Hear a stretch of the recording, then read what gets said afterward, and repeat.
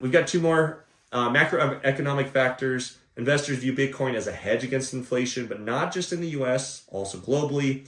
And then global market reactions have been pretty much positive, not just with Trump's win, but also because when you look at inflation globally, we're actually one of the countries doing the best. I'm not saying we're doing the best, but in terms of volume and population, we've done really well to calculate how to fix our inflation problem, where other countries are seeing massive upticks in inflation and having to put together high stimulus plans to fix these things. And frankly, as you already know, more stimulus creates more inflation, and the cycle just rinses and repeats.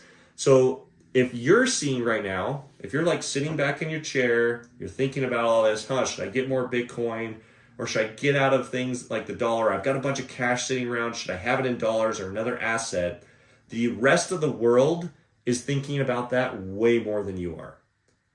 Why? Because the impact that you're feeling, they're feeling even more in their seat, in their country, where inflation is even higher. And so Bitcoin isn't just driven by US citizens. It's driven by the world. The price isn't just driven by US citizens, it's driven by the world. It's all based on demand.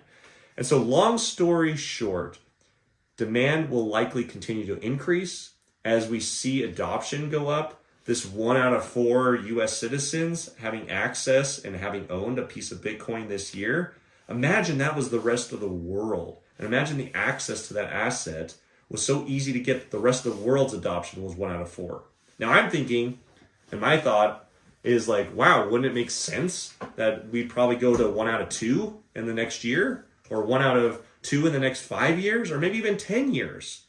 And then what's the rest of the world going to do? Maybe they'll move up to 1 to 4. All of that's going to put demand on this coin.